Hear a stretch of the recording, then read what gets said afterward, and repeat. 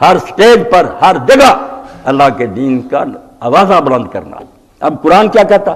پکار ہر دور میں یہی رہی، تازہ کیا ہوگی اس دور میں؟ ہر وقت ہی یہی، اور ہر پیغمبر کی یا ایھا الذین آمنوا کونوا قوامین بالقسط شہداء للہ۔ دو کام کہ اے لوگو اگر ایمان لائے ہو، تم نے مان لیا کہ اللہ ہمارا حاکم ہے، رسول ہمارا رہبر ہے، قیامت برحق ہے، تو تم کس پر قائم ہو جاؤ۔ کس کا ترجمہ ٹھیک ہے انصاف ہی عدل، مگر قرآن مجید فرماتا ہے کہ سارا دین قسط ہے۔ انصاف یہ نہیں کہ عدالت میں انصاف کرو یا کوئی جھگڑا ان کو نپٹاتے وقت کوئی صحیح سے فیصلہ کرو۔ امرنی ربی بالقسط، میرے رب نے جو کچھ مجھے حکم دیا یہ سارا قسط، پورا دین جو ہے نا یہ بیلنس ہے، عدل ہے، نہ کوئی چیز زیادہ ہے نہ چیز کم ہے، جتنی ہونی چاہیے نا اتنا دین ہے، یہ سارا قسط ہے۔ تو فرمایا ایمان لائے ہو تو پہلے قسط پر قائم ہو جاؤ، وہ ترازو ہاتھ میں رکھو تو صحیح بتاتی ہے، صحیح غلط قرآن ہے، قرآن مجید ہی قسط ہے کہ قرآن مجید جو ہے تمہارے قول و فعل کے لیے کسوٹی اور یہ میزان ہے۔ جو بولو جو کہو اس وقت اس ترازو سے پوچھو کہ میں ٹھیک بول رہا ہوں یا غلط، میں اچھا کام کر رہا ہوں یا غلط کر، اس ترازو کو ٹھیک طریقہ سے قائم کر دو۔ قرآن جو ہے اس پر پوری طرح عمل کرو، مگر اس پر بات نہیں ختم ہوئی کہ صرف اتنا ہی نہیں کہ تم نیک بن جاؤ، قرآن پر عمل کرو، شہداء للہ، اللہ تم سے آگے کام لینا چاہتا ہے۔ اس سے اگلا کام ہے کہ پھر اس دین کے دائی بن جاؤ، اس کو لے کر دنیا میں پھیل جاؤ، جس طریقہ سے تم اس بات کو پہنچا سکتے ہو نا، ضروری نہیں واضح کرے، اگر یہ دل میں سما جائے نا، وکیلوں کے مجمع میں بیٹھا ہو قانون کی بات میں ہی گھسیٹ دے گا دین کی بات، پروفیسر طالب علموں کو لیکچر دیتے دین لے آئے گا۔ حضرت یوسف علیہ السلام کا اسوہ ہمارے سامنے نہیں کہ جیل خانہ میں پوچھا تو انہوں نے کہ ہمیں 2 خواب آئے ہیں آپ بتائیں۔ جب وہ قید خانے میں آئے انہوں نے دیکھا یوسف علیہ السلام کی بہت اعلیٰ سیرت ہے، سارے قیدی ان کا احترام کر رہے ہیں، انہوں نے بھی دیکھا بادشاہ کے ملازموں نے کہ آدمی نیک ہے، انہوں نے آپ سے پوچھا تو آپ نے بجائے کہ فوراً بتا دیتے، کہا بھائی میں خواب کی تعبیر آپ کو بتا دوں گا، کھانا پہلے آنے سے پہلے بڑھے، مگر یہ سن لو کہ یہ علم مجھے کہاں سے ملا۔ بات ہے اس کے ساتھ گانٹھ، یہ علم میرے رب نے دیا اور میرا رب وہ ہے، تم نے سو نہیں رکھا نام ابراہیم اسحاق اور یعقوب کا، وہ میرے باپ دادے ہیں، میں ان کا بچہ ہوں۔ وہ جو بات کہتے ہیں رب تو وہ توحید، ساتھ ہی شرک کی مذمت، اور جو اس ظالمانہ نظام میں وہ بھگت رہے تھے، اتنے خدا اچھے ہیں جو تمہیں ہر وقت کچھ رہے ہیں، یہ خدا اچھا، بعد میں وہ خواب کی تعبیر بھی بتا دی۔ یہی بات اللہ کے رسول علیہ السلام نے فرمائی کہ جب تم کسی مجمع میں جاؤ تو یہ نہ کرو کہ جس بات میں لوگ لگے ہوئے اس کو ہٹا کر کہو ہمارا بات سن لو، نہیں، دلچسپی نہیں ہوگی، نفرت ہو جائے، اسی بات میں لگ جاؤ جو وہ کر رہے ہیں۔ خبروں پر تبصرہ کرو، شادی بیاہ کرتے کرتے اس میں بات اس طرح موڑو کہ انہیں پتہ بھی نہ چلے کہ یہ دین کی طرف بات مڑ گئی، اس سے ہی جڑ جائیں، اتنی حکمت اور دانائی ہو۔ تو اللہ فرماتا ہے اے مومن ہو تو پہلے خود قسط پر قائم ہو جاؤ، ذرہ ذرہ جو ہے نا دین کا اس پر پورا عمل کرو، اور پھر اللہ کے لیے، صرف اللہ کی رضا کے لیے، نہ ملک حاصل کرنا ہے، نہ لوگوں کو قتل کرنا ہے، نہ لوٹ مار مچانی ہے، شہادت ہے مطلوب و مقصود ہے مومن، نہ مال غنیمت نہ کشور کو۔ اس سے روکھا کام کوئی ہے جو دین کا؟ کہتے ہیں دہشت گردی، اپنی جان دینا اور دنیا سے ظلم کو ختم کرنا، ظلم کرنا نہیں ظلم ختم کرنا، کہ جو ظالم ظلم کر رہے ہیں ان کے ہاتھ سے اسلحے چھیننے، ظلم نہ کرو، غیر مسلم مرنا چاہتے مرو، نہیں جاننا چاہیے ٹھیک ہے نہ لو، مگر دنیا میں انصاف سے رہو، شریف آدمی بن کر رہو، نہ دوسروں کو تنگ کرو نہ خود تنگ ہو، یہ بات۔ تو اللہ فرماتا محض اللہ کی رضا کری۔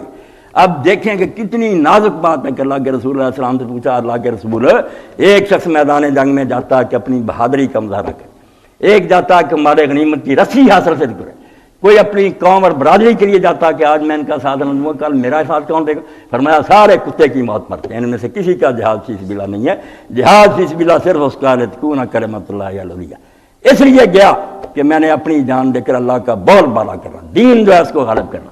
تو فرمایا خود دین پر قائم ہو اگر ایمان لائے ہو، اور باقی لوگوں کے سامنے بھی گواہ، اپنے عمل سے زبان سے، جہاں کوئی دیکھے گفتار میں کردار میں اللہ کی بڑا، ہاں تم سے کوئی سودا خریدے، تم دکان پر بیٹھے وہ کہے کہ یار یہ اللہ کو ماننے والا دکاندار تھا، نہ ریٹ میں کوئی ہیرا پھیری کی، نہ چیز توڑنے میں کمی کی، نہ کوئی ملاوٹ کی، یہ ٹھیک مومن بنا۔ کہتا مومن جو ہے وہ اللہ کی برہان، اس کی بات چیت سے لوگوں کو پتہ چل جاتا ہے کہ اللہ ہے جس کو یہ ماننے والا آدمی ہے، اس کا رویہ ان لوگوں کی طرح نہیں جو سمجھتے ہیں کہ کوئی خالق نہیں، مومن۔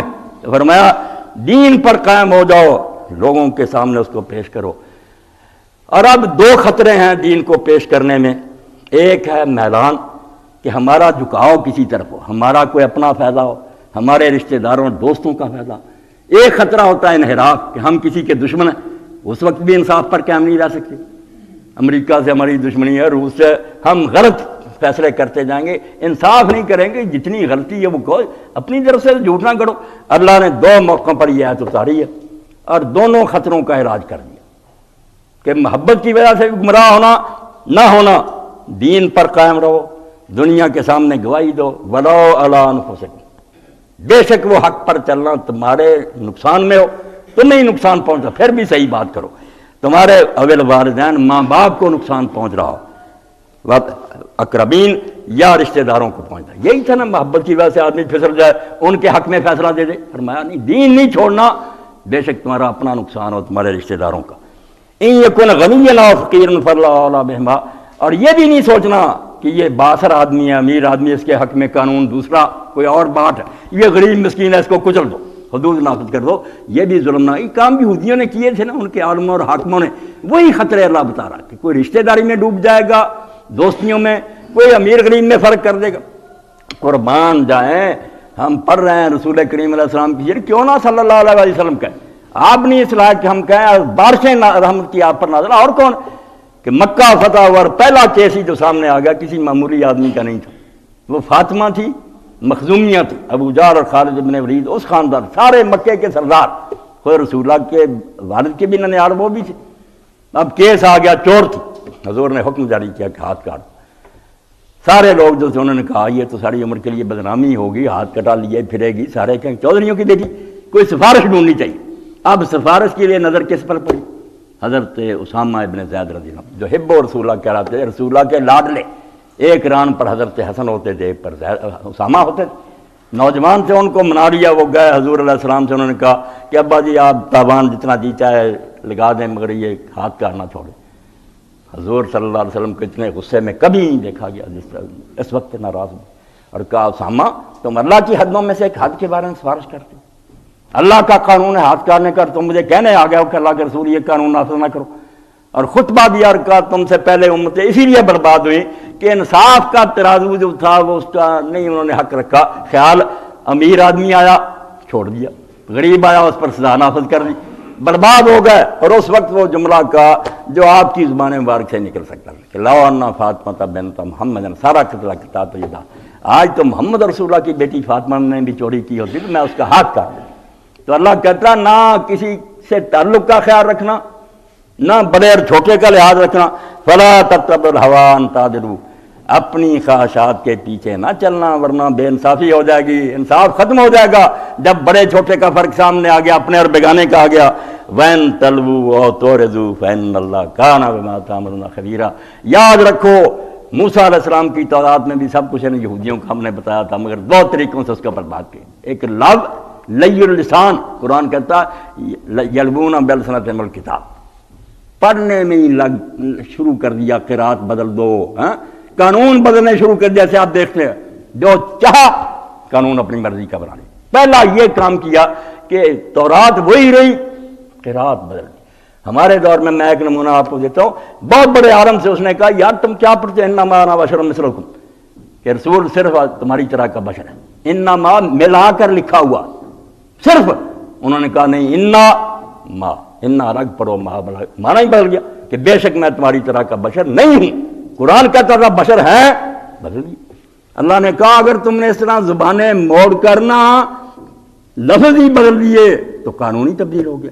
اور تورزو یا الفاظ نہیں بدلے، قانون وہی ہے، مگر اس کی طرف دھیان ہی نہیں کیا، شریعت کو پوچھا ہی نہیں، توجہ ہی نہیں دی، منہ پھیر لیا، کوئی اور قانون جو ہے وہ ڈھونڈ لیا. فرمایا تبدیلی کر دو گے یا سرے سے اس طرف منہ ہی نہیں کرو گے. فَإِنَّ اللَّهَ كَانَ بِمَا تَعْمَلُونَ خَبِيرًا. پھر یاد رکھو کہ یہ رسمی ایمان جو ہے نا، ہم کلمہ گو ہیں، یہ خدا کے ہاں کوئی کام نہیں دے گا. اللہ کو اچھی طرح پتا ہے کہ تمہارے کرتوت کیا ہے. پھر انتظار کرنا، دنیا میں بھی جوتیاں پڑیں گی، رسوا ہوگے، کلمہ گو ہوتے ہوئے ذلیل و خوار ہوگے، اور قیامت میں بھی عذاب شدید میں جاؤ گے، کوئی رعایت نہیں ہوگی. اللہ جانتا ہے کہ تم کیا ہیرا پھیریاں کرتی. یا ایھا الذین آمنوا آمنوا باللہ ورسولہ، ایمان لائے ہوئے ہیں مگر چونکہ یہ نسلی ہے، صرف کاغذوں میں. اللہ کہتا اگر ایمان لاؤ تو ایمان لاؤ دوبارہ کا.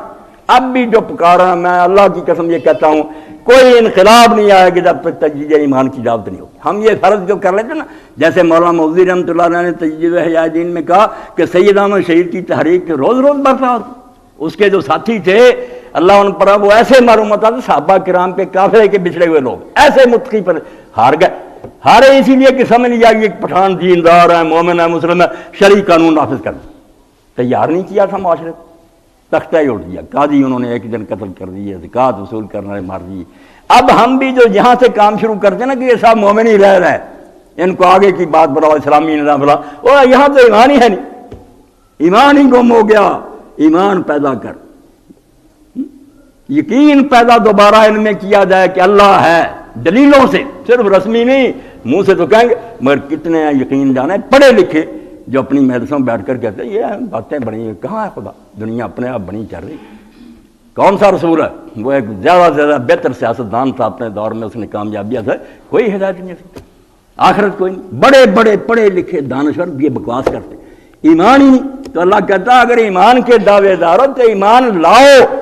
جو صحیح ایمانوں میں ایمان لانے کا حق ہے، اللہ کو مانو، رسول کو مانو، اس کتاب کو مانو جو اللہ نے اپنے رسول پر اتاری ہے، اور اس کتاب کو جو اللہ نے اس سے پہلے اتاری. اب ہمیں کہتے ہیں کہ مذاکرات کرو مذہبی، اور ہم سے کسی کا کلمہ جامعہ ہے اسلام کا، جو بجائے اس کے کہ یہودی کہتے ہیں نبوت صرف اسرائیل کی اولاد کی. وہ حضور علیہ السلام بے شک سچے، وہ کہتے ہیں سواری نہیں پیدا ہوتا، برگزیدہ نسل صرف اسرائیل ہے اور نبی صرف اس سے ہو سکتا ہے. یہ پکا دعویٰ ان کا. ہندوؤں سے پوچھے وہ کہتے ہیں بھارت ورش جو نا ہندوستان، اس کے علاوہ وہی کہیں نہیں آئی، کوئی رشی اور منی نہیں ہوا، جو ہوئے یہاں ہوئے. سب نے اللہ کی رحمت سے قید کر رکھی ہے محدود. صرف قرآن نے آ کر کہا نہیں، دنیا میں جہاں جہاں کوئی خدا کا نیک بندہ آیا وہ سب خدا کی طرف سے تھے، ہم ان سب کا احترام کرتے ہیں. لا نفرق بین احد من رسول، ہم رسولوں میں فرق نہیں کرتے. ہندوستان میں آیا ہے، ایشیا میں آیا، افریقہ میں، یکساں احترام کرتے. اسلام سے کس کا سینہ فراخ ہے؟ جس نے کہا کیوں تم نے بند کر دیا کہ اللہ کی رحمت صرف اس نسل کے لیے، اس علاقے سب امتوں میں رسول آئے ہیں، وہ سارے سچے ہیں. فرمایا کتاب جو پہلے اتری اس کو بھی مانو، اور ساتھ کہا جس نے اللہ کا انکار کیا، فرشتوں کا کیا، کتابوں کا، رسولوں کا، آخرت کا، تو کہا ضل ضلال بعید. یہ 5 عقیدے اسلام میں، اور کوئی عقیدہ نہیں. باقی چیزیں جو نا احادیث میں بیان ہوئی دوسرے، کسی کا دل چاہے مانے، نہیں مانا چاہتا کافر نہیں ہو سکتا. 5 باتیں ہیں جو ایمان ہے، اور 5 کا انکار کفر ہے. اللہ ہے، فرشتے ہیں، کتابیں ہیں، رسول اور قیامت کا دن. فرمایا ان کا کسی کا منکر ہو گیا، گمراہ ہو گیا، بہت دور نکل گیا، اب نہیں رستہ مل سکتا. اور اب یہ مذبذب، یہ منافق قسم کے کلمہ کو جو گھسے ہم میں ہیں، مگر کہا ان الذین آمنوا، کبھی ایمان لاتے ہیں ثم کفر، پھر کافروں والے کام شروع کر دیتے ہیں، پھر ایمان لاتے ہیں، پھر کافر ہو جاتے ہیں، پھر کفر میں بڑھتے ہی چلے جاتے ہیں. ادھر ادھر نہ یہ ڈاواں ڈور رہتے ہیں، کوئی حال نہیں ان کا، کوئی اچھے کام برے. اللہ ان کو نہیں بخشے گا، کبھی ان کی نجات نہیں ہوگی، اور نہ اللہ انہیں کو راس ہو جائے گا، نہ دنیا میں کامیاب ہوں گے نہ آخرت میں. ایسے منافقوں کو بشارت دے دو کہ ان کے لیے عذاب علیم ہے. یہ منافق ہیں. فرمایا یہ کلمہ گو نہیں، مرضی کا دین ہے، کبھی کوئی بات مان لی، اور یہ کافروں کو دوست بناتے ہیں، مومنوں کو چھوڑ کر. جرم بتا دیا کہ ان کا گناہ یہ ہے کہ مومنوں کو نہیں ساتھ ملاتے رکھیں، تو یہ ان کے پاس عزت ڈھونڈتے ہیں. کبھی اللہ تعالیٰ نے جو اپنے رسولوں کا مشن بیان فرمایا، کیوں آئے؟ وہی پکارا ہم سے کہ اگر مومن ہو رسولوں کے مشن میں ساتھ دو، اللہ کی مدد کرو. قرآن پاک نے جو بات بنوائی یہ نہیں کہ وہ صرف آئے تھے کہ واز کر دو، لوگوں کو بتا کر چلے جاؤ، اتنا قصہ نہیں. اللہ رب العالمین فرماتے ہیں جتنے رسول آئے ہیں ان سے شرع لکم من الدین ما وصى به نوحا والذی اوحینا الیک وما وصینا به ابراہیم وموسیٰ وعیسیٰ ان اقیموا الدین ولا تتفرقوا فیہ. جتنے رسول آئے ہم نے ان کو یہی تاکید کی ہے کہ یہ دین الماریوں میں بند نہیں رکھنا، نہ کتابوں میں لکھ کر دے جانا ہے، اس کو قائم کرنا، چلتا نظر آئے. جدھر لوگ جائیں، بازار میں جائیں تو خرید و فروخت دین کے مطابق، عدالتوں میں جائیں تو گواہیاں اور فیصلے قرآن کے مطابق، اسمبلیوں کا رخ کریں قانون سازی قرآن کے دین کے. اقیم الدین، جیسے اللہ تعالیٰ فرماتا ہے کہ اقیم الوزن، وزن کو قائم کرو، وزن کو قائم کر کو بیان کر دو، ٹھیک تو نہ کرو، نہیں ترازو بھی درست ہو، باٹ درست ہو، ٹھیک اس میں پورا پورا تولو، کسی طرف نہ جھکاؤ پڑ رہا. جب ایسے کچھ تولے گا پھر کہیں گے وزن قائم ہوا. جب کہیں عدالت کو، انصاف کو قائم کرو، قوامین بالقسط، گھر میں بیٹھے ہو جائے کہ واز کر رہے، نہیں جج بیٹھے ہوئے ہیں. گواہیاں ہو رہی ہوں، نہ رشوت لے نہ پریشر، کہیں گے انصاف قائم ہے، واقعی نظر آتا ہے ہوتا ہوا۔ اللہ کہتا رسول آئے ہیں قائم کرنے کے لیے دین کو، انہیں ہدایت تھی کہ یہ کام کر کے جانا، اور اس کے لیے اللہ تعالیٰ نے قوت کے استعمال کی بھی ہدایت دی۔ اب ساری دنیا لگی ہوئی ہے کہ مسلمانوں کو کمزور دین کی نصیحت کی جائے کہ مسکین بنو، متواضع بنو، کسی کو چھیڑو نہیں، اللہ اللہ کرو۔ بھئی اللہ اللہ کرنا، مگر جب اللہ اللہ نہ کرنے دے آرام سے رہو تو حرام دادوں کو درست نہیں کرنا، ان کا دماغ ٹھیک نہیں کرنا کہ آرام سے بیٹھو۔ انصاف کرنے والے مغلوب اور ظالم جو غالب، اللہ تعالیٰ اس کے لیے بھی سورہ حدید میں کہتا ہے کہ رسول جو آئے لقد ارسلنا رسولنا، یہ عہد نہ بلانا، بالبینات وانزلنا معهم الکتاب والمیزان لیقوم الناس بالقسط وانزلنا الحدید فیہ باس شدید ومنافع للناس، کہ ہم نے رسول بھیجے ہیں بڑی واضح تعلیمات اور موعظے دے کر، اور ان کے ساتھ کتاب اتاری ہے۔ وہ کتاب کیا تھی؟ یعنی میزان، ایک ترازو تھا جو لوگوں کو بتاتا تھا کہ یہ کرنا یہ نہیں کرنا، تول لو اس پر۔ اور وہ بھی اس لیے آئے تھے یقوم الناس بالقسط، تاکہ لوگ انصاف پر قائم ہو جائے، صرف بات نہ سنیں، کرنا شروع کر دیں کام۔ اور اس کے لیے اللہ جانتا تھا کہ زمین فرشتوں سے آباد نہیں، یہاں مفسد لوگ بھی ہیں، شرارتی، جن پر واز اثر نہیں کرے گا، قوت چاہیے۔ وانزلنا الحدید، کتاب کے ساتھ ہی ہم نے لوہا اتارا، تلوار، ہتھیار، یہ باسن شدید، اس لوہے کا پہلا فائدہ فرمایا۔ باقی جو نا مشینیں بناتے ہو، کارخانے، بعد میں ذکر کیا منافع للناس، وہ بھی نفع ہیں لوہے میں، مگر اصل نفع یہ ہے کہ جب اس سے اسلحہ تیار ہو جاتا ہے باسن شدید، تو بدماش پھر کانپ جاتے ہیں کہ سر اڑ جائے گا۔ پہلا فائدہ بتایا تو لوہا اتارا ہی میں نے اسی لیے ہے کہ ظالم اور بے ایمان جب وہ کانپ کرے، ضرورت نہ کر سکیں بدماشی کی۔ اس لیے رسول اس لیے آئے، ان کا یہ کام ہے